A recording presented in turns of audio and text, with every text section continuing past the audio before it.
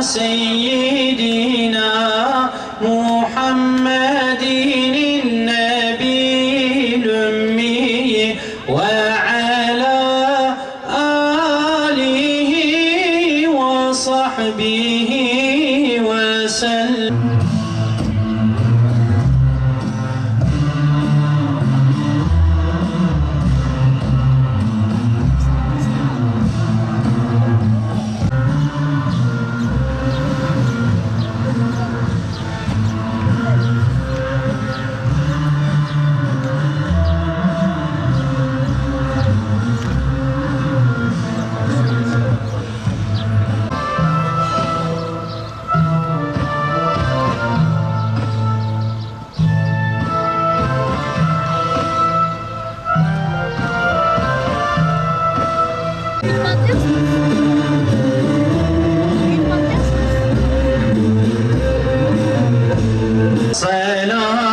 Salatullah, selamullah aleyke ya Nebi Allah. Allahümme salli ala seyyidina Muhammedin nebiyyil ümmi. Allahümme salli ala seyyidina. Allahümme salli ala seyyidina Muhammedin nebiyyil ümmi ve ala alihi ve sahbihi ve sellem.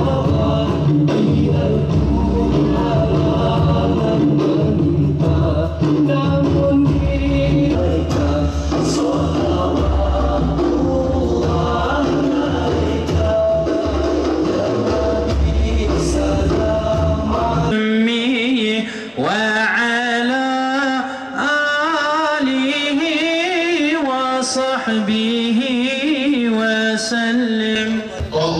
Allahümme salli ala seyyidina Muhammedin nebiyyil ümmi ve ala alihi ve sahbihi ve sellem. Muhammedin nebiyyil ümmi. Allahümme salli ala seyyidina Muhammedin nebiyyil ümmi ve ala alihi ve sahbihi ve sellem. صلوا عليه شافع الأمة بذكر الرسول تشحذ الهمة يا ربي بجاه النبي أزح الغمة. Allah-u Teala'nın bize hediyesi olan bu günleri hakkıyla idrak etmeyi bütün ümmet-i İslam'a nasip etsin. Bütün halkımızın bayramını sizlerin şahsınızda tebrik ediyoruz, kutluyoruz, mübarek olsun ve bizleri bu günlere ulaştıran Rabbimize tekrar tekrar hamdolsun. İnşallah bizler de bu manevi günlerin o manevi atmosferinden istifade ederek hem kardeşliğimizin hem manevi olan ruhumuzun, ibadetlerimizin pekişmesine inşallah bir katkı olarak kabul edip o yönde gayret edeceğiz. Rabbimizden niyaz ve temennimiz bu güzel günleri, ortamları bütün İslam ümmetine nasip etmesidir. Değerli Müslümanlar, malumunuz biz burada bir bayramı idrak ederken İslam ümmetinin birçok yerinde maalesef Müslümanların kanları akıtılıyor, Müslümanlar perişan, Müslümanlar mahkum, katliamlara maruz kalıyorlar. Bizim buradaki bayramlaşmamızın nedeni ve sebebi ise Rabbimize olan kulluğumuzun nişanesi, Allah'ın bir emrini yerine getirmenin bize vermiş olduğu mutluluğu haykırmak ve izhar etmektir. Biz bayramı böyle anlıyoruz. İnşallah Rabbimiz İslam coğrafyasını bir an önce gerçek bayramlara kavuşturacağına inanıyoruz. Dua ve temennimiz de bu yöndedir. Mevcudat bütün zerreleriyle, kendi lisani halleriyle tesbih ettikleri Allah'a hamdolsun. Canlı ve camit, yeryüzünde ve gökyüzünde ne varsa Allah'ı kendi dilleriyle tesbih ettikleri o tesbihlerine bizler de Rabbimizi tesbih ederek, seni tesbih ederek huzuruna geldik ya Rabbi.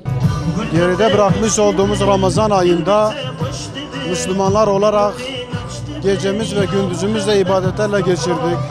Oruçlarımızla, infaklarımızla Allah-u Teala'ya olan kulluk görevimizi yerine getirmeye çalıştık.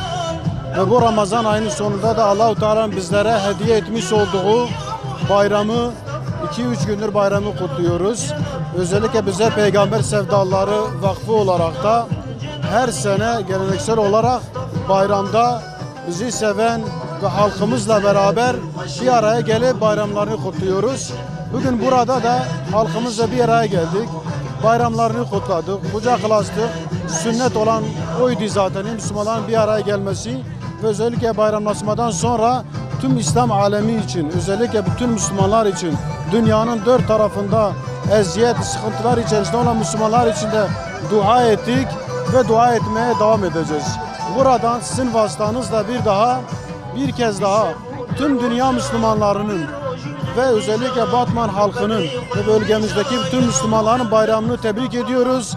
Allah-u Teala bizleri daha güzel bayramlara ulaştırması için, ümmetin kurtuluş ve azatlığı için daha güzel bayramlara gelme dileğiyle tüm Müslümanların bayramını tebrik ediyorum. Elhamdülillah her sene olduğu gibi bu sene de özellikle halkımız Peygamber sevdalarının yapmış olduğu tüm etkinliklere canı gönülden iştirak ettiği gibi bu bayram etkinliklerine de canı gönülden iştirak ediyor.